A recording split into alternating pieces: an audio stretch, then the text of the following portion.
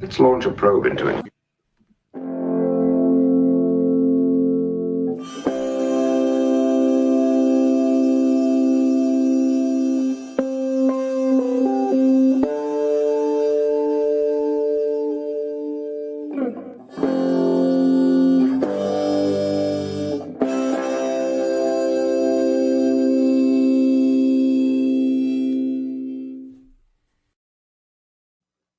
Welcome to the Class L probes, the Sim of Innocence.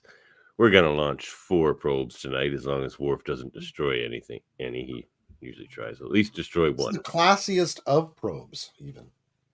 You know what That they are. is a mistake. Oh, it's never a mistake to launch probes, gather information, and try to come to a consensus, which is what we do here. And we are your hosts, of course, Davan and Dave, a.k.a. Plain Simple Tailors. Hey. And with us, Dave Mater and Justin Velociraptor. Hello, sir. Glad to be out with you this fine evening here in the science division. Talking speculative, contemplative Star Trek topics. Yep.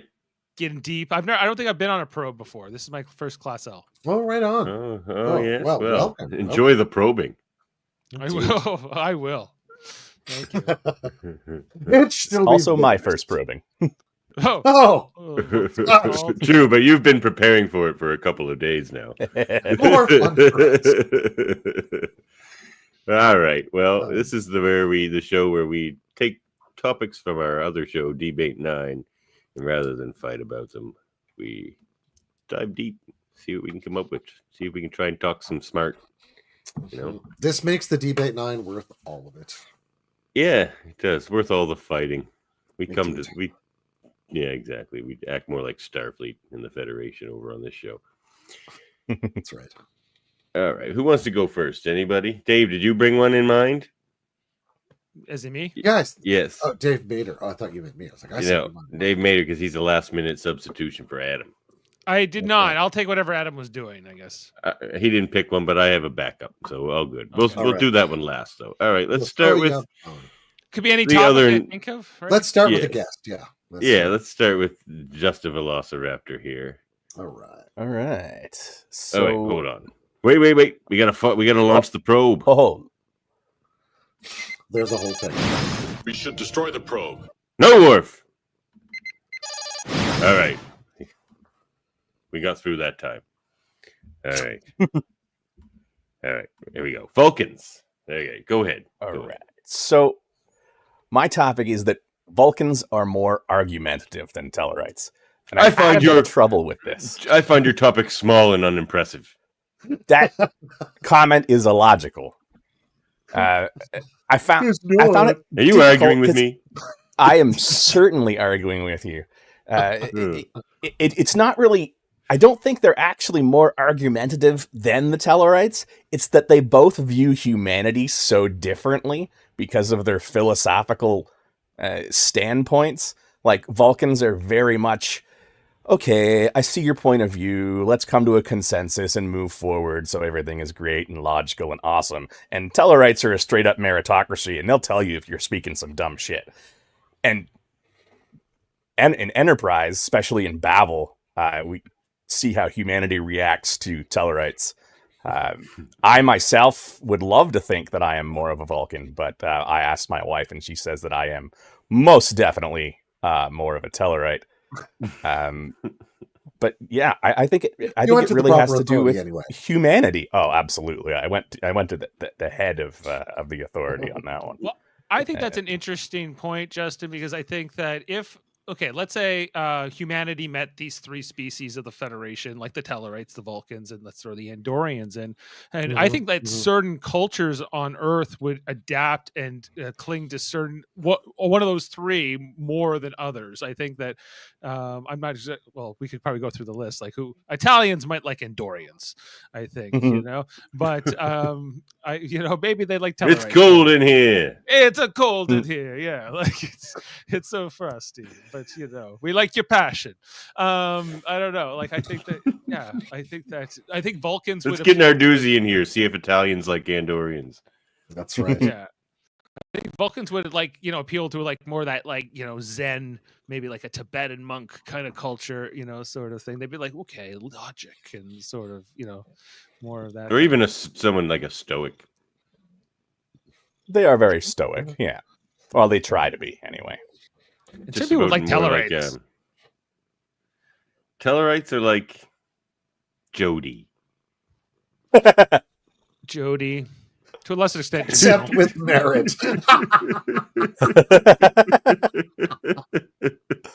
Anyway. I love it when he's not here to defend himself. Makes it more fun. Yeah, he'll comment later. But I think he'll find it. Sort of to come at this maybe a slightly different way, although that's an interesting way to think about it, Dave. I think how argument is used among Vulcans and Tellarites is, and I kind of like your point about culture here, Dave. It's very different, right? But it's fundamental to both, right? I mean, a Vulcan argument is more like a sort of a syllogistic statement. You get your major premise, your minor premise, your conclusion, and if that all follows, then how can I disagree with you? Whereas the Tellarite seems to have a greater interest in the collision itself. The sport of it, the sport of it, right? Like the Vulcans are attempting to sort of construct through conflict or construct to the other side of conflict, perhaps, whereas Tellarites are constructing like via conflict. Yeah, I feel like Vulcans are problem solving and more doing more of arithmetic maybe, and I think Tellarites are just doing it for fun and for socialization and sort of. I don't think it's for fun though. I think it's more with Vulcans. They're building a solution. They're building an argument, whereas Tellarites are forging a solution and forging an argument. They are. Using the hammer blows of their of butting heads with someone to make sure that the end result is the finest form it could possibly, the sharpest blade, essentially. Right. But whereas Vulcans aren't looking to necessarily have the sharpest blade at the end, they want the most utilitarian tool at the end of it. I might take the opposite side of this, maybe. I kind of think that Vulcans are potentially more argumentative for this reason. One, there's maybe not all Vulcans have it, but maybe they do, is that Vulcan arrogance. So that kind of brings out, rather than it being this like civil discussion on like the most logical way to get to the solution of any problem, that doesn't always come off like that. It sometimes comes off of, well, I'm a Vulcan, so I have the correct answer, and let's argue a bit until you eventually realize that I'm correct. And whereas Tellarites, is it really even arguing at all, or is it just busting your balls? Like it almost comes off more like busting your balls than actually arguing with you about anything. Like when Archer and the guy from Babel in that episode, great episode, they're not really arguing about anything serious if they're arguing about anything at all. Like he just calls them small and unimpressive. Like the guy kind of busts his balls about the food. He's like, well, if I wanted Tellarite food, I would have stayed home. And but they're not really arguing about anything. They're just kind of busting. They like to complain too, right? Yeah. They love to complain. But I think their motivations, right?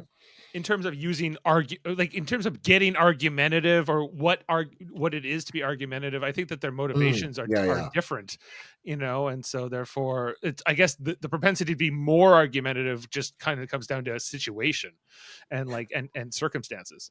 Mm-hmm. Right. And that's what I meant by with humans being the crux of that issue. So if they're socializing, sorry, go David. So there's somebody that comes to mind here.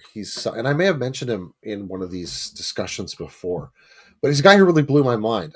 He's a longtime companion of Mao Zedong, a dude named I.C. Chi, who wrote this wonderful short text about antagonistic and non-antagonistic forms of struggle, right?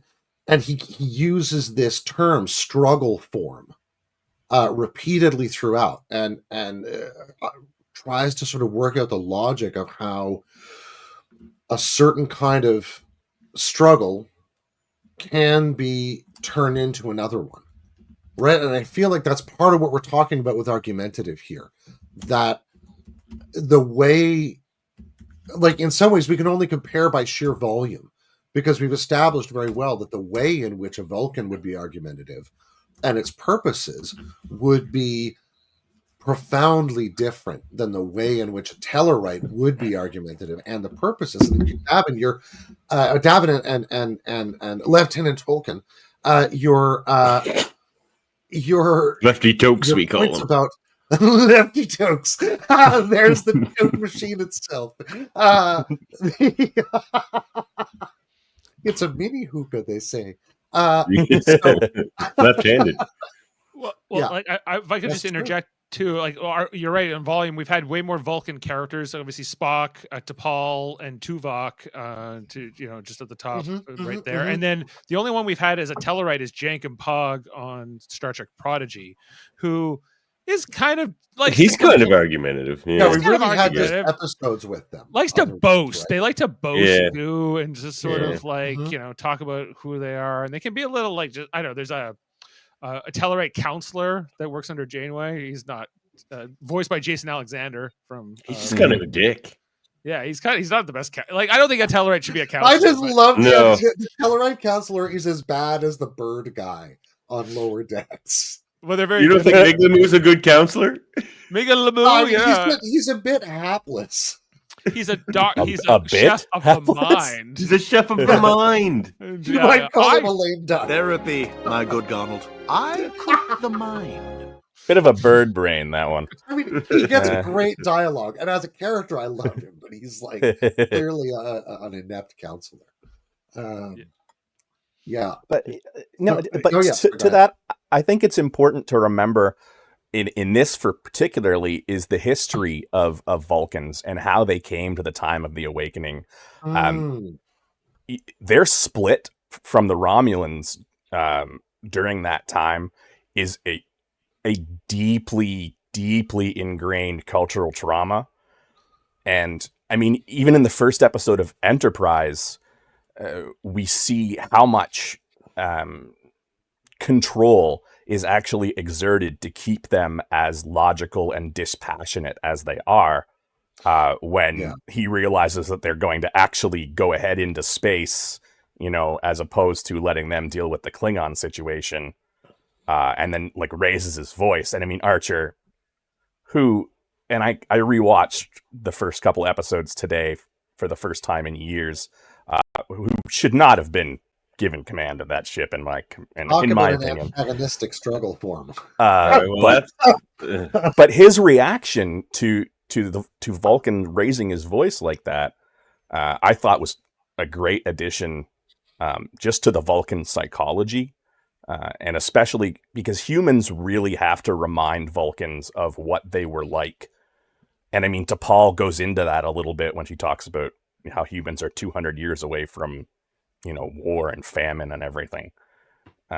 But that we remind them of what Vulcans were before they embraced, the teachings of your people indulge their passions.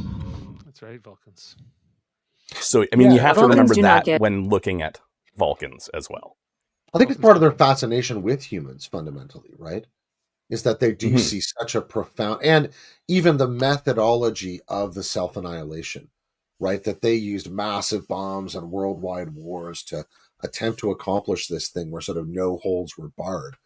We say on the, the thought weapons, the psionic resonator.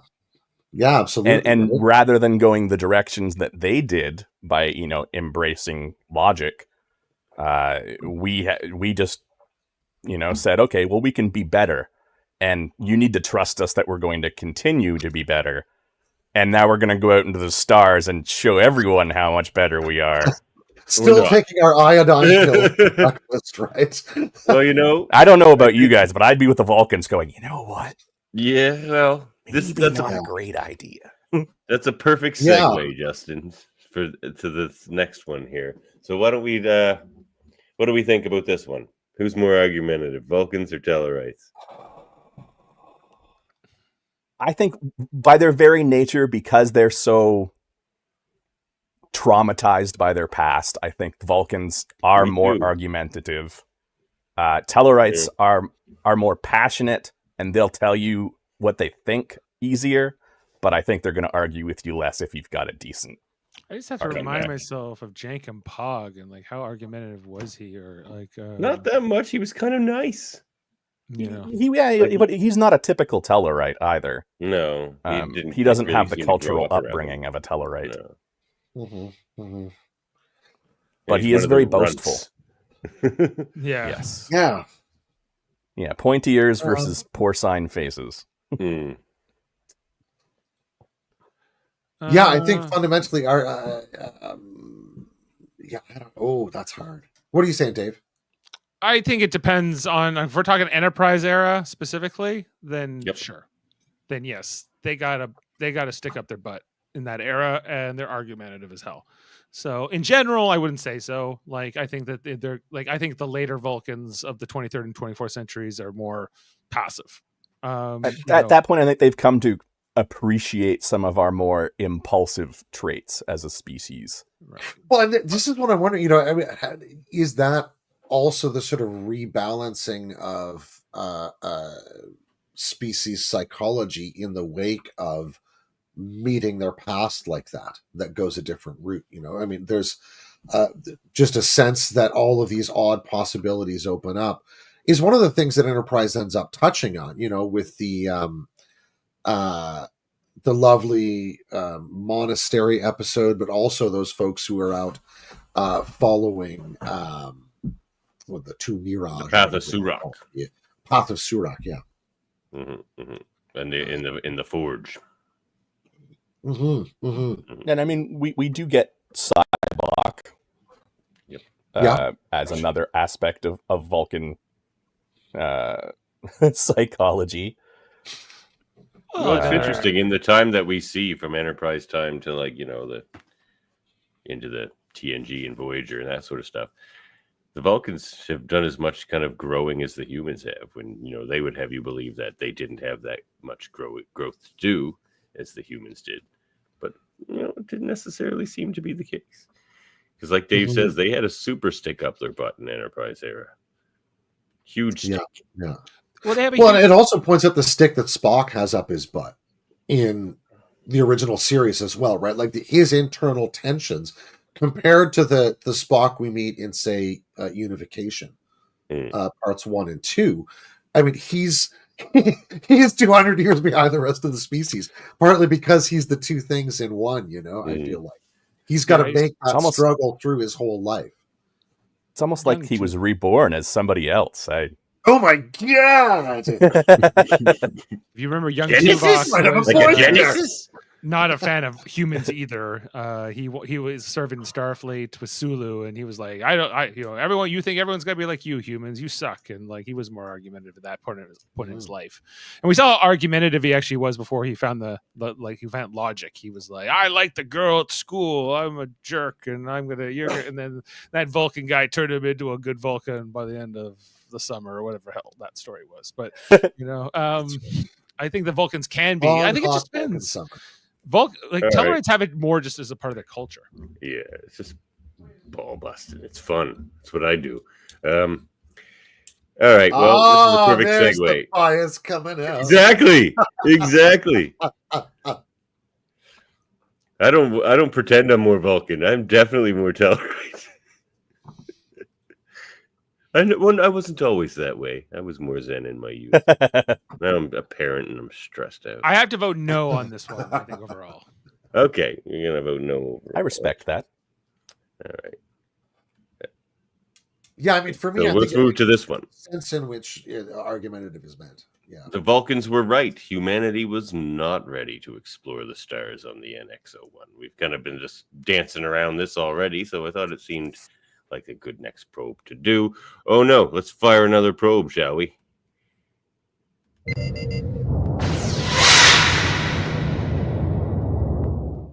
All right. So this is the one I picked on your behalf there, Cousin Dave. So if you want to kick us off, go ahead. This is the one that Kevin brought to our recent Debate 9 showdown. Yeah, and I think it's an interesting one because there was a lot of examples in that first episode, that first season, where I was constantly like, this is what we're sending out. This is what we're going out as, like, Best and brightest, eh? Best and brightest. This is the best Earth has to offer. And yet, she was. Hoshi, yeah, but a lot of the crew felt like it was just like whoever they got, like whoever they were happened to get, because you imagine like the first ship to go to deep space is gonna have like the best of the best, and they're like, yeah, this is kind of like what we could pull together. We couldn't even get a doctor. We had to Travis, because Travis's dad told him he would be stupid if he didn't. Yeah, a guy like his family's like, oh, like the Navy's where it's at. Who cares about going to space? Like what? Like, and they don't even. Yeah, the Royal Navy. What are they even doing anymore on peaceful Earth? Like, join the Royal Lieutenant Navy. Jackie Daytona did not want to be there. Yeah, Lieutenant Jackie D. Oh, but like, when are you ever really ready? Yeah, that's another thing, right? Like, that was kind of the point I was thinking about making, was that part of the difference that we were already highlighting between the Vulcans and humans, given their interestingly shared thematic history of self-annihilation, is that while the Vulcans take the path of emotional suppression or extreme emotional regulation, at any rate, whatever they're doing with it, the human solution or the human strategy is to simply carry on being human and just add to the list of things. Well, not doing that again, and just sort of attempt to learn and grow, right? But that ultimately means that we always run into things face first, unready. And that's fundamentally part of being human. So the Vulcans are entirely right, but it's entirely human to be doing it that way, would be my argument here. I wouldn't expect any different from us. I might add that, like, if we're comparing it to the Vulcans, there's going to be some bullshit. Because that's kind of what we're doing here. The Vulcans say the humanity weren't ready, so they suggest that they, in fact, are, of course, the Vulcans. They've been doing it for 200 years or something by the time, if not more, actually, probably. If not more, like, yeah. But see, the thing is, their whole philosophy on intergalactic space travel is basically one of aversion. They just avoid everybody. Like, if they can make a first contact with somebody who just like really wants to or seems friendly, they'll do it. But for the most part, they just avoid everything. I think they like, see a logic. This is Romulan space, we'll turn around. Oh, that's Orion space, we'll turn around. Oh, like for races like that. But I think for like logically, I think they think if they can influence races like Earth to be more peaceful neighbors, then they're going to try to foster that. And I think that's why they do what they do with Earth. It's like, don't be dicks. Don't be like the Klingons. Be like, if you're welcome to the intergalactic neighborhood, and and don't go too far from home until you're ready. Is kind of what they're trying to do. It's an interesting point you make, because in that sense, they are attempting to sort of form that window in which these early warp-capable spaceflight cultures are going to have their formative experiences, as opposed to doing that with near-peer or peer-level powers. And it does make a point that, while the Vulcans, I think wisely, in many respects, practice some sort of radical non-interference relative to, even though they'll spy on you like crazy, they're going to practice fairly non-radical or fairly radical. From their monasteries. Right?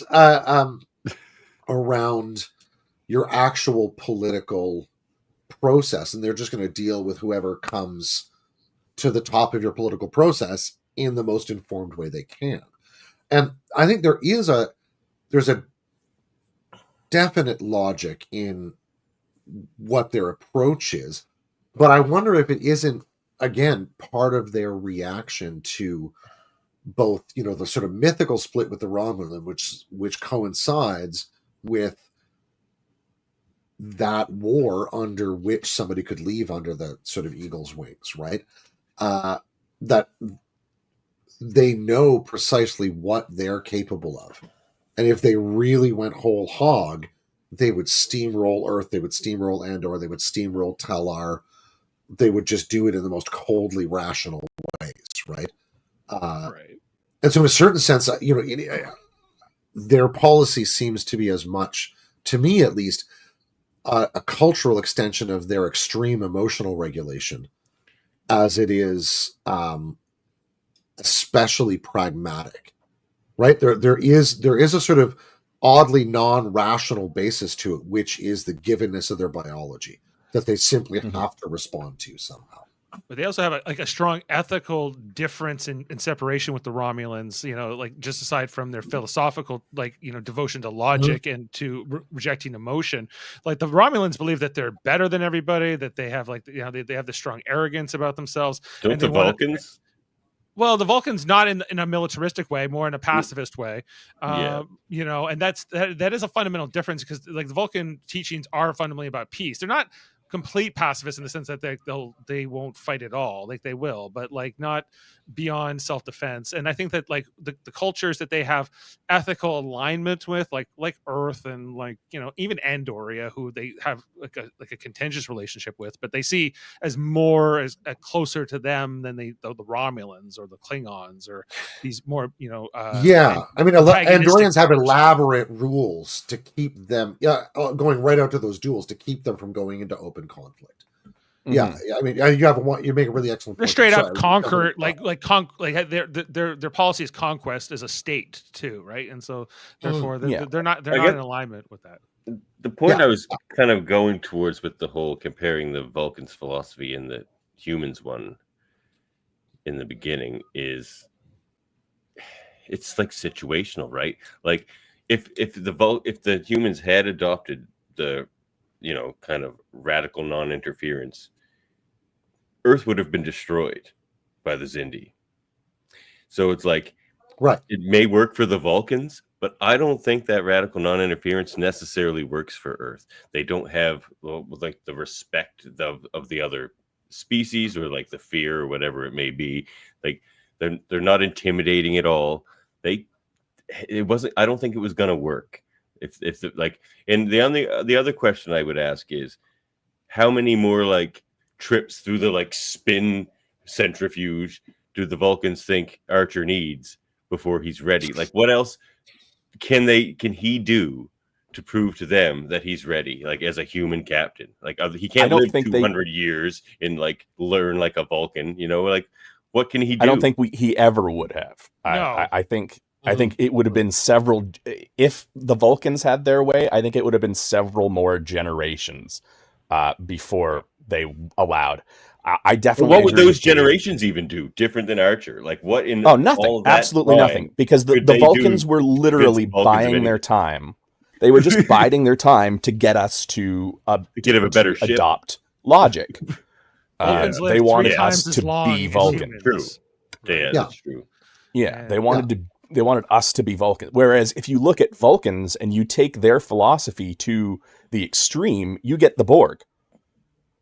In a certain direction. Yeah, sure. You get Borg are like where Vulcans and Romulans meet.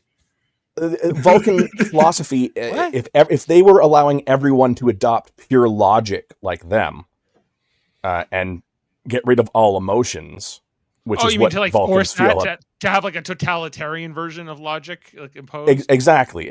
So if they got everybody, including humanity, to adopt the teachings of the Awakening, eventually you'd end up with a galaxy full of people who suppress their emotions and do everything out of pure logic. And how is that much different from a hive mind like the Borg? I think that has to be one of like the core teachings of Surak is that, like logic cannot be something you can force upon somebody. It has to be something that they voluntarily choose to. Like the Vulcans never show any signs of like ever trying to impose it on anybody. When Harry Kim asks Tuvok to teach him, he's like, no, except for that Vulcan council in the Enterprise era, they are very much about forcing. Like they're sort of like a conservative branch of. I think they were still of the opinion that would work and shit. Like, but they didn't try. We see that political development happen relative to the recovery of Surak's Katra, right, and thus his sort of actual original teachings.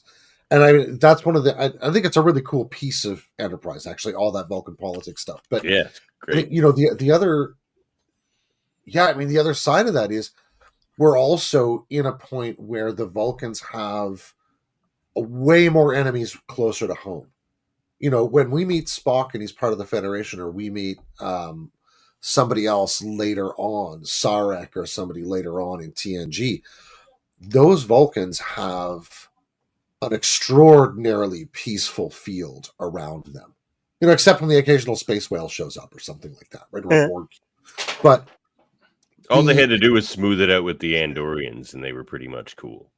Well, that was it, right? They're locked in. They're locked in a very aggressive conflict, even though it kind of has these hot and cold periods with the Andorians. And I think that goes a large way to explaining, along with that sort of conservative bent in their high council, why they would adopt this sort of strategy around Earth. Because it certainly didn't look like that was their strategy around Earth when, you know, they were simply observing when T'Pol's grandmother was there, right? But by the time T'Pol is running into them, the government, in this very chauvinistic way, has decided they know what's best for Earth, and what's best for Earth is doing what works for Vulcan. And they also think they're what's best for Vulcans. It's kind of very much a rules-based order kind of idea for them. They don't seem in the very beginning of Enterprise to actually be following the IDIC philosophy, infinite diversity and infinite combinations. They seem to really want humanity to be Vulcan Junior. Infinite diversity in one particular combination. Yeah, you can have your Model T in any color as long as it's black, right? Like that's it, right? Yeah, like one of those episodes is called Awakening, and because like that is like a huge like cultural awakening and revolution for the Vulcan people that like over the next century, by the time we get to like the next generation era and like Sarek and all that, that's already like kind of happened. And you know, it's very much a renaissance almost. But even though that more conservative, like orthodox Vulcan, whatever would you want to call them in the Enterprise era, I don't think they ever would try to be more like Vulcans and get Vulcan haircuts and then, you know, also follow logic. That's just not who they are. Like they would hope you would. They're like, oh, well, you know, maybe when you guys evolve, you'll just naturally, logically become like us, because who wouldn't? Like that's kind of the arrogance of the Vulcans, is they just because they're so dedicated to logic, and because logic dictates that they're like this, they're like, logically you should be like this. But do you think every Vulcan household has a bowl of logic that they use to get that haircut? Yeah. They're like, logically, there should only be one or two choices on the Vulcan haircut menu. You can have the pointy one or the straight across, and those are. You want to be a Dracula, or do you want to not be a Dracula? That's right. You're muted. Or the Cybok. You can have the Cybok as well. That's right. You can have this. Yeah. Maybe that's for your like itinerant wandering monk phase, when you're off learning mystical things. Because that piece comes back into Vulcan culture in a big way, as opposed to being these sort of far-flung monasteries. That sort of Vulcan spiritual life, along with this recommitment to Sarek's teaching, they seem to kind of go hand in hand, you know. I think that the Vulcans might have been right about this, just from the standpoint of like I said from the top, like who should like there should be like a better team than what we have here. Like we should have like the best of the best, like the science officer, the smartest doctor, the greatest engineer in the history of humanity. But they didn't have those. Like no, they don't. But Earth doesn't. As I'm saying, Earth probably didn't. Like who's a better like science officer than they have? They actually get a Vulcan science wait for officer. a couple to be born, and then you can do it. That's the Vulcan's point. And I think that you assume that somebody built that engine. They could have just stuck that person aboard. Henry Archer, he's dead. So they sent his son. His belligerent chip on his shoulder son. And his son's best friend. Oh, yeah. More specifically. But Henry Archer didn't build that by himself, is my point. No, that's true. Trip is the most hilariously silly character. I enjoy him, but he does seem an odd fit for the whole thing. Him and Malcolm are odd fits for the whole thing. I think maybe I disagree with you there, Dave, because I just keep coming back to the fact that, like, what would could the humans ever do to convince the Vulcans that they're ready? I just can't think of anything. Like, yeah, they'd wait other than cutting their hair like Vulcans and embracing the Vulcan philosophy. Like, other than that, I think humans in 3 generations. See, it's the space travel that allowed humanity to grow. Like, if humanity stuck on Earth 3 generations after Archer, it's going to look the exact same as far as I'm concerned. They might go warp 6. We wouldn't have embraced logic the way they wanted. No. If anything, we probably would have got a little frustrated with it and did the I think I'm right in the middle of between the two of you. Like, I agree with what everybody has said. I think the Vulcans were right. We absolutely were not ready to explore the stars with the NX-01 at that time. But I also think that Davan's right. What the hell could we have done to make ourselves ready? At some point, you've got to shit or get off the pot. Just gonna ride a bike. Gonna try to take the training wheels off. Ride a bike. At the very least, they should have waited for the phase cannons to be installed. And they shouldn't have waited until next. They should have waited until next Tuesday. The Klingon showed up on a Sunday. What do you want? We're not waiting until Tuesday. We're leaving on Sunday, and that's it. You know, and I'll get Malcolm to build it in a cave without a bunch of parts, like Tony Stark. Yeah, exactly. Lieutenant Jackie Daytona built those phase cannons in a cave with a box of scraps. And triple intestines is wire. He's a hardcore engineer. Well, I mean, you said it pretty well there, Justin, I think. I mean, there's a lot right on all these sides. I mean, but see, I think you have to take a stand on that in a way. So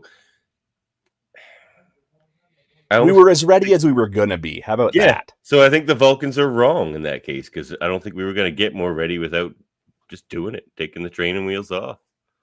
That being said, I definitely agree with Captain Mater over here that maybe that wasn't the crew I personally would have selected to send out as our first envoy into deep space.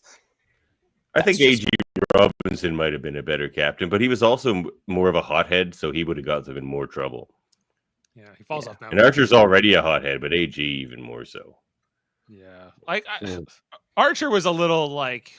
I guess he has to be the guy to do it, because if you got like guys like Forrest who are like, whatever you want, Mr. Vulcan, we'll do whatever you want, you know. And it's Forrest was not the right choice either. Yeah, but it was like finally somebody got promoted up high up of the chain to like push the Vulcans, and I guess that's what Archer, is meant to be. If you want to give him some, credit. maybe we've actually identified a theme here that is sort of implicit in the question, which is that, in some sense, Enterprise was sort of all along about how circumstances will thrust people into positions that they need to be in, whether they're ready or not, because who else is going to be there? Somebody's got to do it. And that circumstances in that sense can create what is needed by demanding it from the crew and from the people, ultimately. Yep. But I think in that sense, Dave has to be right out of the gate. That out of the gate, they're not the crew you would have picked if you had like your sort of fantasy football of Starfleet people to put on there. In that sense, but what you're saying is that's the point. Yeah, I think that's maybe that's actually maybe that's really the part of the point. And I could see that, because I mean, look at the news, turn to any page in the news and ask yourself if the people dealing with it are the ideal people that you'd really want dealing with that situation. The answer is probably no. No, but the ideal person wouldn't be in that situation in the first place. Well, yes, exactly. And, think of how highly we end up thinking of people who do rise to the challenge of their circumstances, right?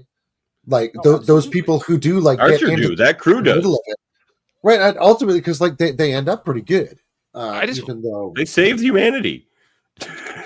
I just want to put it this way, because I've watched this show For All Mankind, which is the Ronald D. Moore show, where he does his alternate timeline of NASA. Russia lands on the moon first, etc., etc.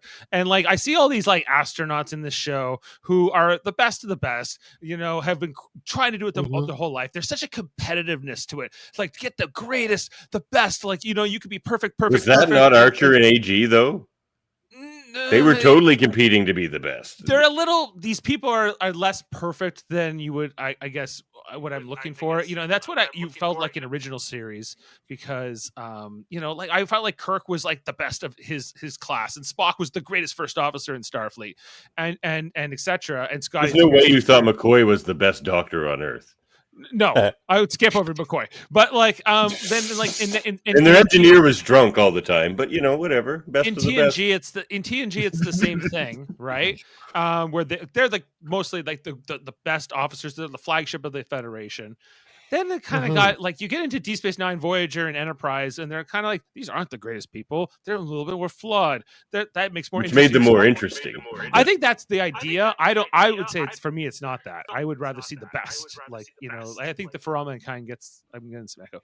I think that For All Mankind gives me a little bit more of that. We're humanity's ready. We're like, that's what the whole theme song's about. I'm going where my heart will take me. I got faith of the heart, and I'm like, okay, like, let's go greatest humanity. Then you got like, some of these people, they're like, I don't know, like, could we go Vulcans? Maybe they're just decimated by World War III. I don't know. But Archer had faith of the heart. It certainly would have emphasized the point that this is still as much a space program as it is a Starfleet. Because in some ways, their whole like jumpsuit and all that sort of stuff, and the interior of the ship feels to me aesthetically like it's supposed to emphasize the fact that this is still very much like Earth's space program, as opposed to a point where the uniform is NASA kind of inspired, right? Yeah, that is Earth. Right? That's Earth. Yeah, and that that as opposed to the versions of the Enterprise that we meet later, where they're part of a whole Federation infrastructure and history. It would have been interesting to see what. Your argument's got a lot of weight there. That there would have been a much more competitive. But I suppose we do see the fact that there are all those boomers out there, right? Mm-hmm. The people who are doing this as a part of a routine, Travis, part of life. So maybe the bar has come lower because both technical achievements have brought it more into the range of a whole new class of a whole new sort of limit of physical fitness for people to be able to get into space, that they don't have to be as worried about it anymore. But I still feel like if you're going to do it as the Enterprise, it's your Warp 5 ship, wouldn't that reflex, like the space program reflex, still be there? You make a really good point that way. Yeah. Well, it's like the space race thing. Like, does the space happen without the race? The Cold War, that's what I really get that feeling. You have to get out there, man. You got to get out there. And even like the whole Soviet-U.S. thing was actually good for the space program, because it incentivized both countries to want to put research and like smart people on these programs, and they come up with conflict spurs innovation, right? Right, competitiveness, and like I guess like they show this in flashbacks, like with AG and whatever, but we don't get that right off the bat in that first season. And I think the fact that there's no that could have came earlier. T'Pol's the science officer, and there's two aliens here. I'm like, there should be like human scientists here. I feel like this show lacks a little bit of science intrigue, and it's more about like, let's just get back to like, even original series had more of that sciencey kind of stuff, and I feel like Enterprise lacks there. It's more story based. It's more. I don't feel like humanity's intelligence was ever really. Like Hoshi, yes, but other than Hoshi, I don't feel like humanity is portrayed as a particularly intelligent species throughout Enterprise. Not that we're portrayed as stupid, but like just in the way that humanity is represented. Like you said, Vulcan science officer, a Denoblian medical officer. Like those are the two most intellectual, arguably, positions on the ship, and followed closely by the chief engineer. Right. who's but kind of not not dumb, but he's kind of just more and of a he's hard not worker. portrayed as and he's not stupid, like, but he just sounds that way. Like the way he's written is not written. Yeah, he's not. In a He's not an particular egghead. way. He's not a particularly socially adept guy. No. Which I think certainly super makes hothead. Come off as yeah. And I think that impulsivity is certainly characterizing the humans on the crew there. I mean, partially also just the limits that they don't know denobulins, or they don't know. It just keeps coming and going. They don't know a lot of this stuff, but. Yeah, I feel like one of the things that humans really profoundly lack in Enterprise is just wisdom. Yeah. They're just... You got to gain that, You're not going to get it in a book. Yeah. I mean, there are books on wisdom, but, you just got to get out there, man. I don't know. I don't think we're going to agree on this one. This one's too complicated. It's like, well, both sides are right, Yeah, I don't know if agreement is as important as just... They're both right, agreed. for different reasons. It's complex. I mean, we could argue that I don't think we're ready to step out our own front doors and explore our neighborhoods. So we're ready. There is many a day when I get there and I'm like, cripes, I was clearly underprepared. All right, let's move on. You or me next there, Puxley? I'll go. All right, here we go. All right. Archer should have given the Valakians the cure. So a bit of context here. This is from Dear Doctor. You have to launch the probe. One of the top. Oh, shit. He's going to catch us if we don't launch it fast. We should destroy the probe. Damn it. We were too slow. All right. So, Worf hates information. It angers him. So this is from Dear Doctor. This is the one with the Valakians and the Menk. Now the Valakians are dying from basically it's not really a plague. It's like their genetics are breaking down. And they Phlox comes up with a cure, but he says to Archer that they shouldn't give the cure because he sees all this potential in the Menk, who are sort of like a subservient not side species, but it's like as if like the Neanderthals grew up with us instead of becoming us, and then they started to show more promise, and we started to slow down. It's like that sort of situation, right? And the Menk have been maintained in a relatively, up until recently, had been maintained in a low population as essentially kind of docile manual laborers. But have no complaints. Like they say, the Valakians treat them well. Like as far as right, and their horizons are pretty limited. In some ways, it made me think of this strange poem from the it's probably 18th or early 19th century, called "The Fable of the Bees" by what's his name? Anyway, his name isn't that important. But it's this poem that talks about the fact that all these private vices become public virtues, like the keeping down of a ruled class of people, keeping them ignorant, not allowing education, all this sort of stuff. And he's talking about the working class. Bernard Mandeville. That's it. Bernard de Mandeville. That's him. Thank you. But fundamentally, he extends this argument to all sorts of abuses of working people, like workhouses or brothels or all sorts of stuff, where he says, well, if you give them any greater horizons, they're simply going to be unhappy because their dreams will be bigger, right? And I feel like some people say that's why people are depressed now, why there's so much depression. Some people say that, Sure. I mean, fundamentally, depression is a disease of civilization, like diabetes and cancer and other things, right?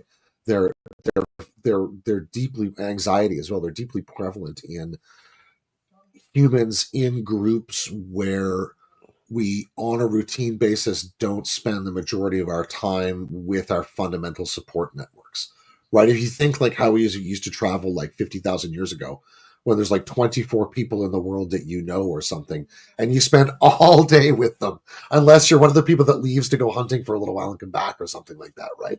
Like if that's what our psychology is built for, imagine like dropping that creature in New York. It would just become despondent, right? Not to mention how our sleep schedule entirely changed at the beginning of the Industrial Revolution, and we no longer sleep in 2 chunks like we used to. Right? Like the dark isn't the same thing anymore. You don't. Like, electricity. Has, when do you sleep, David? Honestly, when do you sleep?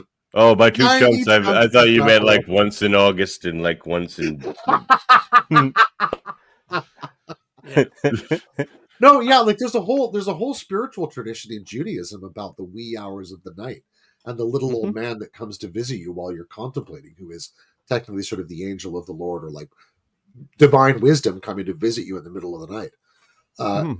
But you know, a lot of that stuff is anyway. We got pretty far afield there. But yeah, the sense that he gives for the sort of justification of the ruling class that, oh well, they're condemned. That's not why he does it, though. Just maintain them there. That's not like that's not why he does it, to maintain the rule of the ruling class or whatever. Here, he actually does it among the Valakians. The Valakians are going to die of this plague, right? In like the next couple hundred years, they're going to eventually go sterile or whatever, and the Menk are going to inherit the planet. And basically, Phlox makes this argument to Archer that the Menk might eventually evolve into something new and different and more advanced, even, and better than the who knows, right? Like, but that's speculative on his part too. I mean, he sees some evidence in their genetics and stuff, but. Correct. And so, and this is speculative. Otherwise, but on the other hand, the Valakians will die. But this ultimately comes down to a prime directive question that, you know, do you interfere with the natural evolution of indigenous ecospace, a planet? You know, this, you know, you could say that if you went in there and helped a certain species in an ecosystem, it could be devastating to another species. And so, but is it the planet that they were supposed to see? Is the prime directive supposed to respect the species or the planet? Because in this case, that's two different things. If they're supposed to be a prime directive to like respect the planet, then I see where Phlox is coming from. It's just like, yeah, well, you know, this planet says the Menk are starting to thrive, and the Valakians are not. But if you're like doing it the other way, and you're just trying to respect the species who's going to die in the immediacy, you know, right? And I think, you know, there is an answer that we have in that wonderful, what is that episode, Pen Pal, where Data gets in touch with the little girl on that planet. It certainly seems to be that, at least by the time of TNG, Starfleet's understanding would be that planetological dynamics, as well as all of the other pieces, are considered a whole system. But it does seem like the question is more like soft ontological in the context of Enterprise, where they're asking this question about whether these guys are going to evolve into a sort of higher grasp of sentience. Right. And it's just a possibility, and it's speculative one. You're right, Dave. I guess what I was thinking about with Mandeville was more about the Valakians' justification for why they keep the Menk in this condition, not about whether they're going to get the cure or not. I think for me, this one boils down to, are you going to step on that butterfly or not? If the Enterprise hadn't showed up there, the Valakians would have died of this plague. It started as a natural process. The Enterprise didn't bring the plague with them. It was already in effect, and they were going to die anyway. Frankly, if you're hung up on whether or not it was the right thing to do, I'll posit you this question. Let's go back a couple hundred years, and you're traveling in the South, and you come across a plantation that's been struck with a pox. The only people that are affected by that pox are the owners of the plantation. The workers on that plantation are not affected by that pox. You could save the people that own that plantation, knowing how they're treating those people, or you could not. I know the where I would there fall is on the that. Manx said they're well treated. They're not working on a plantation as far as they're concerned. Okay, yeah, okay, I see that, but it from an outside perspective, that to me remains a pretty good comparison from an outside perspective. Well, I think, there is there's a moral dimension that's hard to escape. Yeah, sorry, Dave, you were starting to. But there's like the Neanderthal kind of analogy here. There's the idea that that this is just sometimes what evolution does. I think that's the medical sort of Denobilian philosophy that he has, that's hard for Archer to come around with, but also this idea of playing God and sort of interfering with like a process that's been going on in this planet for millions of years. It's bigger than, you and me today and our ethical dilemmas, and we should stay out of this planet's way. I think because they weren't a warp capable species, maybe they had only met the Ferengi and they had sold them a warp drive or something like that. It was something like that, like there was a few other ethical things that these people wouldn't normally have had warp drive anyway. It was more because the Ferengi had found them and sold it to them, and so they went around looking for a cure, and they eventually found Enterprise, and that's kind of how the episode comes to bear. But so that's the other argument. That's tricky because my whole argument there, and I'd forgotten that was the sort of the opening piece, was that it's like stumbling upon a closed terrarium, and like, do you open it up and add water or change the system, or do you just let it do its thing, right? And I suppose they kind of pop themselves out of their terrarium that way. But that's the only thing that complicates it for me, is that they were actively asking for help. And so was the little girl in Pen Pal, and that was the difference for Picard. Picard's just like, well, now we've been asked, now we have to help, but now we have to help. So didn't Archer have to help by that same standard? So from an ethical standpoint, I think that's a dilemma. From a moral standpoint, I know where I would stand on it personally. But from a larger ethical standpoint, because they actively sought out, even if they are technically a pre-warp civilization, they actively sought outside help. So was the Pen Pal girl. Exactly. Even more so. She was just firing like a radio signal off. Like the other key piece of this is that Archer wants to give it to them, and Phlox doesn't want to because of his medical ethics and the way he thinks of the situation. And basically, he's like, and Phlox is like, if you order me to do this, Archer, his evolutionary, I'm going to refuse. I'm going to refuse, and then we're gonna have a real problem here, because now I'm refusing an order. And so it's like, so Archer basically decides not to cause that sort of impasse, so he has to fire Phlox basically. And like, and I know that I think the episode where we learn Phlox's dark past comes later in the series, if I'm not mistaken. But he doesn't have a dark past, does he? What dark past? He has like troubles with his kid, but he was involved? No. I thought, wasn't he involved in a war? That's you're thinking Neelix, I think. You're thinking of Neelix, you're thinking of the Doctor from Strange New Worlds. That's right. Umbenga. But yeah, I keep wondering whether his whole it just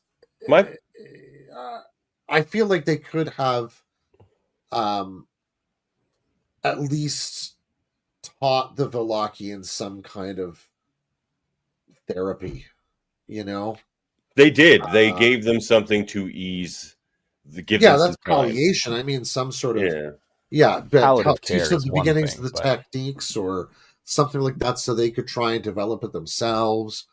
I feel like there could have been a middle ground there, but maybe like a cultural exchange, like doctors or something. Yeah, cultural exchange would have been great. Would it be right for Archer to give the order to Phlox to force his hand? Well, he's the captain, sure. Yeah, he's the captain. In Star Trek, it's like when Cisco orders Julian to hand over the gel, and that's under way sketchier circumstances. But Julian damn sure should have handed over that gel. It also Phlox is within his rights to refuse, just as much as Archer. For medical subjects, you have to remember. No, he's not. Julian Phlox- couldn't refuse. Phlox That order. is the end all be all for medical subjects on that ship, according to Starfleet. I don't know whether it's established 100% in Enterprise at that point, but going forward, the chief medical officer in medical matters can override the captain's orders. This is his medical sure. research. Only when it comes to the captain's health. No. If it comes to any medical situation, the doctor can override the captain's orders, as far as I understand it. But I don't it has think that's to be right. for That a valid never medical happens. reason. This is his medical pathology. This is his like sort of like his intellectual property in a sense too. And like It's his own moralism. and can Archer just give that against his will to the Valakians? I think is the other kind of moral dilemma here. Archer. Well, he didn't need to tell Absolutely, Archer he yes. had a cure. Absolutely. That's also No, he didn't have He to. almost didn't. He But almost he didn't didn't. tell He him. didn't. He didn't expect Phlox to react the way he did. He didn't anticipate that. So it was kind of a there was a clashing of morals. And when Phlox says to Archer, he's just like, what if somebody came down and helped the Neanderthals and gave them a leg up? Archer didn't even answer the question. Archer could have said, the Neanderthals would have thought that was great. Well, they would have, yeah. Like if you stop the dinosaurs from dying, we never exist as humanity, right? Like the Yeah, The evolution. Well, what dinosaurs would have happens thought if- that was great. Like, so dinosaurs it's would like, think that's great. They wouldn't have had to go to the Delta Quadrant. But do you No, want to be exactly. responsible for a decision that's going to have such a like a huge impact on billions of lives, it's tough, of man. history? You know, like you're And I mean, asking. ultimately, we come around to IDIC again here, right? Like, who are we to determine the course of that process? Yeah. well, where do you guys come down on this one? I say he should not have given the cure because of the medical ethical dilemma here. I think that's ultimately his out on Archer's part. Well, Archer's just like, I don't care. Or is like, whatever. We can't argue about evolution. He's just like, we're not arguing about evolution. Evolution is a fact. He's just like, that's what we're not arguing about here. Is what Phlox says to him. He's like, right. So I think Archer makes the right call for in this situation, in my opinion. I, for a multitude of reasons, would not have given them the cure. But strictly from a non-intervention standpoint, I think that was the right move because they would have died had they not shown up. Anyway, would you that's guys just the have? Would natural you guys have course of saved the little things. girl in Pen Pals? No, I hate children. I'm just kidding. Once she asks for help, Yes, once she asked for help, like the Valakians did. yeah, you do, yeah. But you don't have to say, "Hey, we're here," and we're here to save you if you want us to save you. There's a difference, Right, like- because They can hide they can obscure their actions in Pen Pals. Is what you think? Like the difference there? if they find you, it's different. If but you going to them is a different ethical. But Pen yeah, Pals they and just struck Valakians, up it's both they conversation. found them, right? But, Well, I guess like Data didn't have to answer the radio signal. Like, yeah, there's no possibility they ever would have run into them if they. You know, had I'm met. really looking yeah, forward to when we break that episode down on the TNG podcast because I think that I think the whole idea of the Prime Directive is kind of muddy. You know, it's hard to reconcile. it's situational. It's situational, but like, is it the correct philosophy in general, and how strict of a philosophy does it need to be? Is also the question. Captain's prerogative. And part of the trouble is that, yeah, you're right. Like the Prime Directive ultimately tries to stipulate around a certain extraordinarily broad set of conditions, right? Like it's not. I guess what I'm thinking is like it's not something like Kant's categorical imperative, which is completely empty of content and is simply a formula for how to formulate the maxim of your action, right? Not to tell you what the action is or even what the conditions on the action are. It's just always act in such a way that the maxim of your will can be a universal moral law. Boom. Right? But the Prime Directive is like an order of magnitude more specific in terms of like interacting with these terraria or these terras that we keep running into, these planets or civilizations we're interacting with. And so I feel like there's always a way in which the Prime Directive is going to be hopelessly unable to keep up with the possibilities with which it's confronted.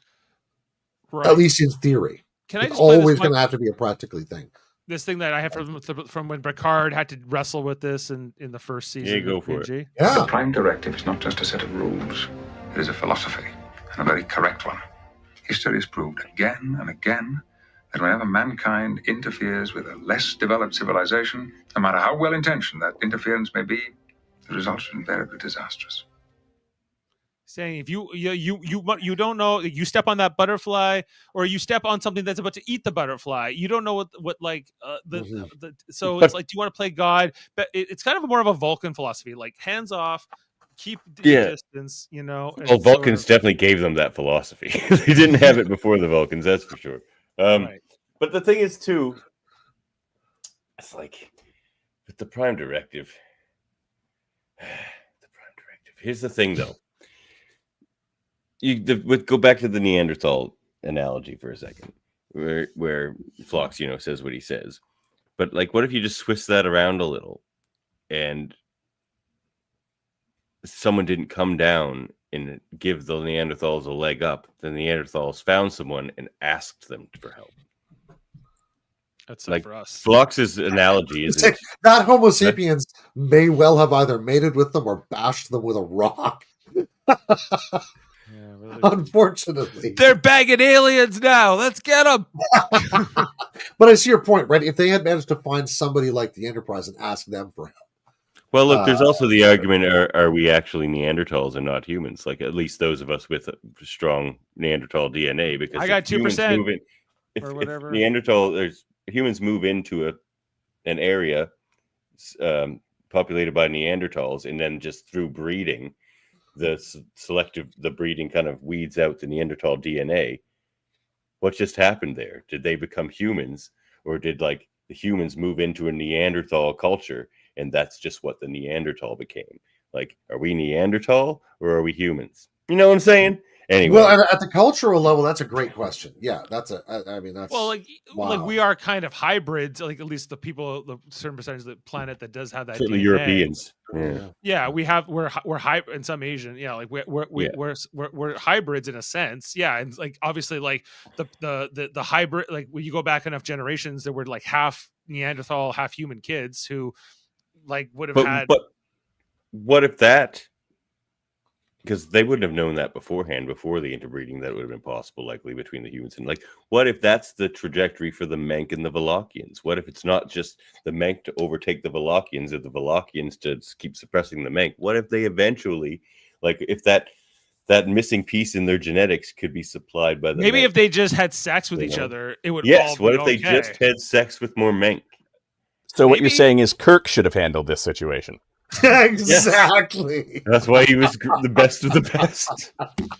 Right. Like, I think Phlox would still feel validated because he's like, we should stay out of this. There's just tell him to get it on. There's the other point. There's two sentient species on this planet, and like we needed to like stay out of this. Like, what's going to happen between these two species isn't up to us. But here's the thing: an advanced species fail to help the Neanderthals. Ancient alien theorists say yes. It's the guy with the hair. Hey, it was aliens. Like Valakians. Valakians. Yeah, exactly. They built the pyramids. It's Menk sex chambers. No, anyway. The only other thing I was going to say before I forgot about the Prime Directive is, if it's the strict non-interference policy, the interventions they did give the Valakians is still an intervention that could still lead them to the same problem. Like, they slowed down that degradation of their genetics, giving them more time. Like, they didn't cure them, but did they not just do something that might have just caused the same problem anyway for the Menk? Like, you're either non-interfering or you are interfering. Like, and if you're going to interfere, you might as well do it well. Is the ramifications from that decision the reason why the Prime Directive was codified the way that it was? Yeah, perhaps. I mean, you got to imagine, like, some of these Second Contact might have went bad on that clearly, one. Even TOS comes back to some of them, right? Yeah. But yeah, it's I forgot what I was going to say. Yeah, well, classic classic debate there. I think did we all agree that they probably shouldn't give them the cure? I think so. Yeah. I think we For were all I'm different- asking for muddies it a different- bit, but For different For a whole reasons. variety of reasons. Yeah. Yeah. In this Yeah. situation, it was the right call, but it's a tough one. it is a tough. Yeah, I think it's a hard thing, no matter which way you do it, right? Like, yeah, exactly. All All right, okay, Davan, well, what is here's the last one we got here. Let's launch ourselves a probe here.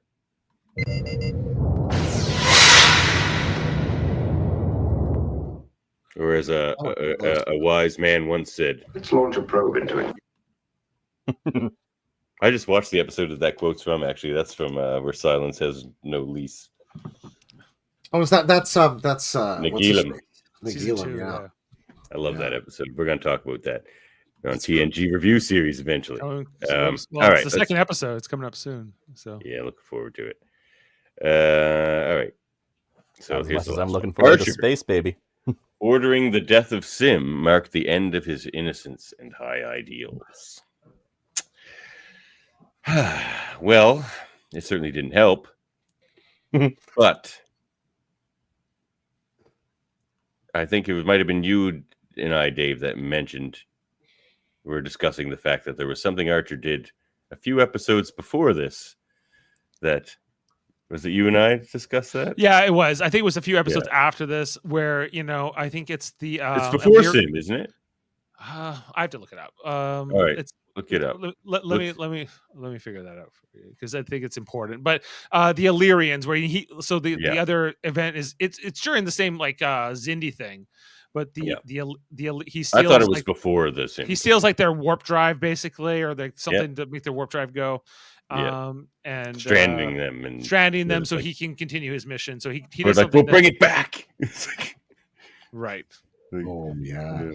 Like so, and remember he was going to space the guy too for not agreeing to help him. He's just like, well, I'll just like eject you into space then. Yeah. So that episode is Damage. It was the one with spatial distortions. Yeah. That episode is Damage, and that is episode 19. I think that Sim is in episode 10, so it is way earlier in the season. Sim is earlier. Sim is 9 episodes before when he steals the engine from the Illyrians. Okay, then I think the Sim thing is the end of his innocence and high ideals then, because it kind of led him down the path to do that whole Illyrian thing. So, just as a devil's buddy kind of voice here, what would have characterized his innocence and that his ideals were high? Well, I would say, just for the sake of argument, I would say before season 3, Archer was a pretty Boy Scoutish kind of guy. He did have high ideals, certainly about humanity and their place in the stars and what they had to offer, like which did turn out to be true. Like the thing that humans can do that the other races needed to stop fighting each other. That's kind of what Archer was talking about.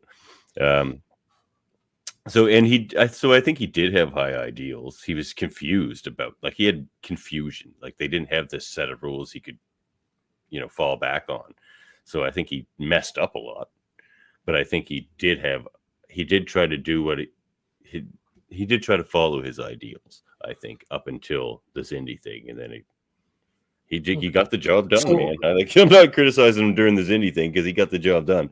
But I mean, innocence, that's a hard thing. Like, is any adult innocent? Like, innocence is for children. But okay, other than Dave.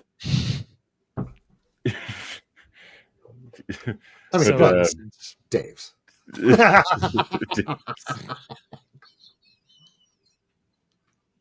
No, look there, Dave, to my lower. We've spent too much time together. I'm not buying that. The universe's chosen people, the Daves. The days of innocence. The days of innocence. The days of The innocence. dog days. The dog days of innocence. That's right. These are the days. These are the days. So, yeah, I mean, I can see your point about, like, are we all agree that that's, if we're going to talk about innocence and high ideals, it would be that kind of stuff from which he's departing? I mean, innocence, this wasn't my wording. This isn't the question I brought to the debate. I probably wouldn't have put the word innocence in there. But I agree with the high ideals part. He super had high ideals. Like, there were things he wouldn't sacrifice that he chose to sacrifice in season 3 about himself. Okay.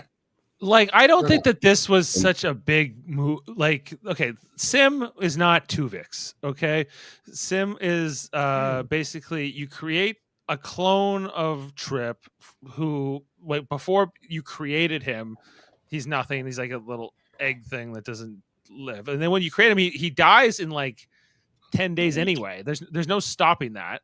Like, and so you created a life. No, that's not true. They found a way to stop it in Did that they? episode. Yes, they did. And that's why it became such a thing. Like, Chip's just like, actually, they didn't tell me this, but I can actually live a full life. I don't. And they're just like, remember no. And that's when Archer I don't says, remember just that like, no, part. I don't need fake Trip. I need Trip. But there's essentially no difference, you know? So, other than like some experiential differences, I guess, is what he's talking about. I need the experience of Trip. I guess that makes sense. But he did have to kill somebody that would have lived a full life. I don't think I would say he killed him. I think he allowed him to die, which I think is an important distinction. He was going to make the order. Sim made it easier for him by Vulcan. Yeah. Oh, definitely. But I think it's just, to me, it kind of sounds like he stabbed him with a batleth or something.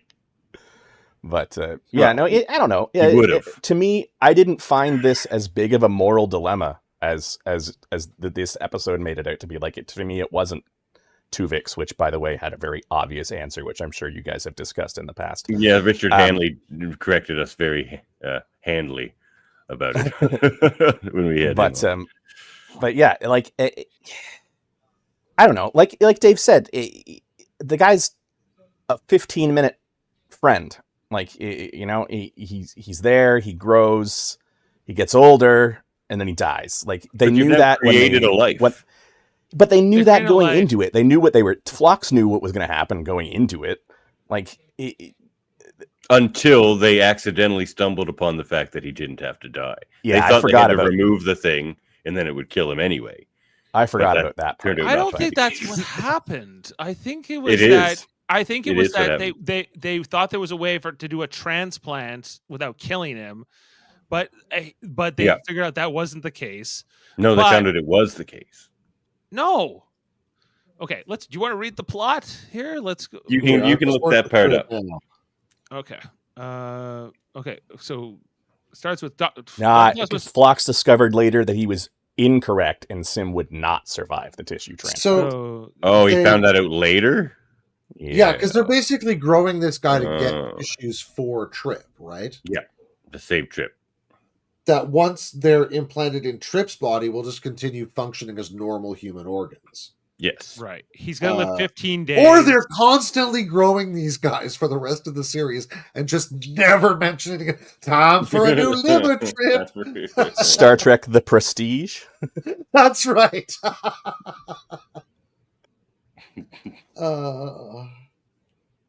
Okay, so if it did come back around that he had to die anyway, then I guess whatever. Phlox informs the captain of a startling discovery. According to his new procedure, and contrary to his earlier determination, Sim won't survive the transplant because symbiotes based on human DNA are not as resilient as symbiotes based on Lycerian DNA. Okay, and then Sim is devastated to hear the news, though he says he only has a few days left anyway. So yeah, he was going to die in 15 days. Like that part was not going to change, right? It was the question of whether he would have to die to give up, like, at the, say, okay, now you're dying because we're going to take this transplant and you're not going to live without the transplant, but regardless, he's not going to live past 15 days. And is that ethically messed up? Sure. But I don't know if this is the end of Archer's innocence. I think he just does something pretty desperate in a desperate situation. Yeah, because there's this point about the Valandrian circle, right? Or Valandran circle, which based on its experiments claimed to have created an enzyme which could slow Sim's rapid aging and let him live a normal lifespan. Phlox is like, well, we don't know if that's going to work or not, but they never really pursue it. Okay. So we sort of end up partway through. The first option does not turn out, and they think there may be another option, but they don't seem I thought it was left with some gray, like some question, so it still had to be a bit of a more of a moral conundrum. The moral conundrum is that Sim doesn't want to go through with it, right? Which they weren't anticipating because, Sim is supposed to be just like Trip, and Trip would give up his life for somebody else. So why won't Sim? But Sim doesn't really want to. And But he has to die anyway, so that makes no sense. Well, he doesn't care. He just wants to live out he wants to live every second he can. Live a life. Yeah. Oh, he Even wants if to it's live 15 his 3 days. more days. Yeah, okay. Right. And Fair enough. if Trip dies because of that, whatever. So, and that's where Archer's like, no, if I have to push you down and take this out of you, then I will. Yeah.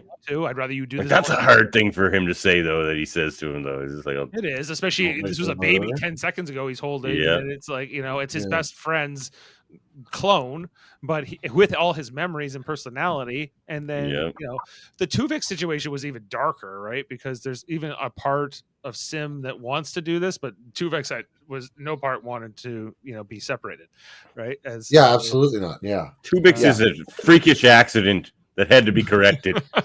Didn't have to happen, Yeah. You got your 2 in my Vix. the piece of this episode that really bothers me, honestly, is the T'Pol kiss moment. Yeah, well, because when it happened, it was like, are you just gonna freaking do this like Mulder Scully bullshit for the rest of the damn series? Yep. And just like float this like a test balloon here? That's really what it felt like.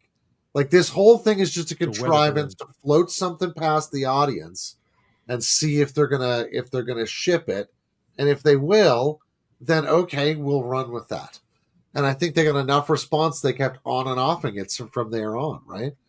But yeah, it felt it was a very that moment really frustrated me in this episode. It felt like it kind of took me out of it in some ways. Right, but because it's like, you've just like the writers have decided this guy's got to die. Like the necessity didn't feel as interior to the story. The kiss felt shoehorned in by me. Yes, absolutely. Yeah. My question is, how egregious of a sin was Archer's actions and orders in this particular situation under the That's what we're asking here, Yeah, how bad was this? Is this the end of his innocence? Is this where he goes dark, or was this kind of like is ordering someone to kill themselves under any circumstances like a betrayal of his high ideals, regardless of the situation? I think it less ruined his innocence or like his high ideals, and just sort of steeled him to make some of the harder decisions he has to make later in this season and the series. Because I mean, when it boils down to it, it wasn't about saving Trip's life. That wasn't what it was really about. It was stopping the amount of people that Xindi were going to kill on Earth if they let Trip die. So I always say it comes back to Spock. The needs of the many. This was a needs of the many situation, and it's tempered by the fact that he gives Sim like this, like the hero's funeral, and says he was one of us, one of our crew, and he was a human being, and I don't know, it's a little, at least he tried to honor this guy. Is it messed up? Yeah, it's a bit messed up, but I don't think it's as a court-martial offense. I think we can rest easy that Sim is and always will be their friend.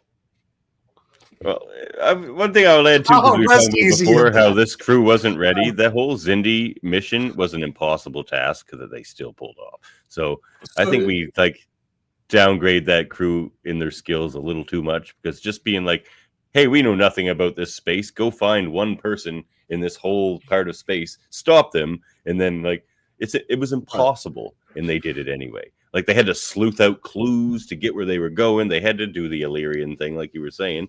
Well, let's move forward on that. If this isn't the end of his high ideals, the Sim thing is the Illyrian thing. Was that a sacrifice of his ideals? If this isn't, because it's still a needs of the many thing. He still had to do it to save still her. A needs of the many thing, but he's basically saying my shit's more important than your shit, and so it's kind of a more of a. I think Sim, it's like you created a life that is going to live 15 days no matter what. So did they give him a life, and did he is it? I think it's different. It's hard to measure these two things on a scale because they're very different. But yeah, I mean, to me, it comes back to human taboos on genetic engineering and stuff like that, augmentation. Like if there's going to be a court-martial worthy situation come out of this, it won't be that they had a temporary odd crew member. It will be the conditions of his creation. In that they decided to use tissue to create this genetically odd clone of a guy that does not have normal human characteristics, and then went on to sort of deny it the fundamentals of human characteristics. I think under that aegis, you might be able to make an argument. Otherwise, they've just done a weird science thing in space, and it had some hard emotional and psychological effects. You know, how is it any different they were in from having? How is it any different from genetically manipulating yourself so that you give birth to twins, so that you have a spare copy of the organs for one child, and then treating the other one as just a refrigerator? Yeah, that'd be messed up. I don't know. That'd be messed up too. It's messed up, right? Like. But on the other hand, it's a moot point because he was only going to live 15 days anyway. So he had 15 days of a life that he never would have had to begin with. But still, you're creating that's where the problem comes in. That's the problem, not that they killed for that brief period. And that they grew him basically as a kind of a livestock in a sense. That's the part. That's the sketchy part. It's not that they were going to kill this clone. It's that they made a clone. No, I would argue that it's worse than the eugenics that created Khan. What they you probably could, yeah. I mean, that's fair, yeah. Because they created, building people for body parts, that's fucked up. So should they? Yeah, there's a reason that we don't see that happen with Picard. So if Trip dies, is that a better outcome? Is that a more desirable outcome? Trip dies. No, Sim's never created, and then none of that happens.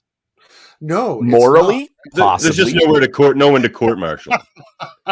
Yeah, it's not a court-martialable outcome in that circumstance. I know I'm being a little bit at the ends, just the ends justify the means, but at the same time, they were in that season. They had to be in that season. If you're a Phlox here, I can create this temporary guy for 15 days so I can harvest his organs right at the end of his life. And or it's because why not do that more often? Little healing because of that nucleonic stuff that's happened to Trip, right? Like his body wasn't going to heal on its own, basically. Or how many fake red shirts would have saved red shirts of TOS? I would only propose this because I'm thinking triage, and I think like all 8 billion humans dying is too big a risk. So this kind of like stretching of my ethics is worth it. Sometimes you have to make a shitty decision and live with the consequences, understanding that it was a bad decision to make. Sometimes in life you can do everything right and still lose. That is not life. That is life. Yes. Oh, I think that's perfect. That's absolutely perfect. Yes. Yeah, all right. Let's end her there then. Yeah. All right. Well, those were some good probes there, fellas. Indeed. I think thoroughly probed. I think you should. We've expanded our minds and our bodies and our souls. Gathered some data, and hopefully we expanded your minds or your thoughts as well. Think about these Star Trek episodes. There's lots to dive into, and that's why we do it. And that's they connect to all parts of our lives. When Star Trek's at its best, it makes you think. Hey, better you guys hear me ranting about this than my wife. She appreciates your listening. I'm sending her a text copy of it all. We're done here. Transcript. Yeah, we'll get her transcripts for Christmas. Here's all the stuff you've missed. Oh God, I'm getting a divorce. We printed it in Klingon. Look, everybody's gonna get at least one. You can find us on Facebook, YouTube, Twitch. Check us out. You can find our audio only version wherever you get your podcasts, and you can find our whole group of podcasts at ufpodcast.com. Yeah, here we are. So this is Science Division Sundays. We'll be back next week with Enterprise themed trivia. We got to iron all that out. I think next Sunday too. So I know. We'll see what happens. We might have conflicting schedules. We'll see what happens. I'm supposed to play you want them skags to learn how to do all their numbers? You're that guy? Yeah, I'm that guy. I believe I'm Captain Archer for this next one. So, well, we're going to have some conversations then. Oh, we'll have some conversations. Yeah, because I'm going to be a cowboy sometimes, and sometimes I'm a spaceman. I got to be a cowboy the whole time. Oh, well. So yeah, check out Oh, Radio man. Theater next Sunday and probably Trivia 2. We'll see. Let's see. It's gonna be a busy Sunday. Then, Only time will then- tell. Yeah, I think I'm on Trivial Debates on that Sunday as well for a Starship Troopers episode. Oh, I'm on my that God, too. that's What? a busy. What? Wow. all Sundays? Wow. What is happening It is to like this the monster federation? truck rally of podcasting. You think like right yeah, there. it's like everything's converging at once. So That's It's our too many. Super Sunday. All right. Well, Super That's Sunday right. here at UF Podcast. All right. All well, right. Well, I guess there's only one that thing is- to say then, right? indeed. End transmission.